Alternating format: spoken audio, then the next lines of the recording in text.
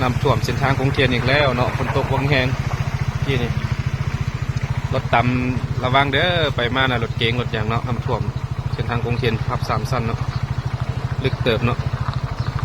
เป็นรถวิโก้รถยางรถสูงอยากจะไปได้รถไฟฟ้าเนี่ยบุคคลแนะนำไปเนาะไปแล้วเจอเลยว้าวฝนตกหน่อยหนึ่งล่าสุดเนาะวันที่14บรรยากาศตอนแรง14เดือน5นี้ได้โอ้โหเราจักผ่านไปได้วะเนาะสมนี้จะได้เยอะ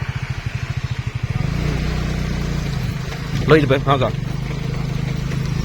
ทดสอบเลยจากไหนจะไปได้อยู่ไฟไปได้อยู่เนาะจากรถใหญ่ก็ไปได้อยู่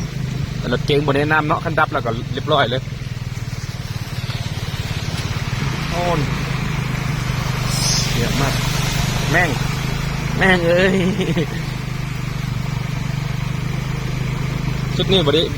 สุดยอดเลยเนาะชุดนี้ยอมรับว่าท่วมทุกปีเลยใจเย็นว่าฝนตกนั่นเองกระท่วมเนาะชุดนี้ยอมรับเลยมันท่อระบายน้ำบดทันเนาะความจริงก่อนน้ำก็เพื่อตกหลายปันนั้นเนาะเพื่อขังหลายแต่มันระบายบดทันขับ3 สั้นได้น้ำท่วมอ๋อเกิดเนาะพัดเพียงปีนี้เลยเพียงกลางๆเนาะกดฟ้องโอ้ตายกู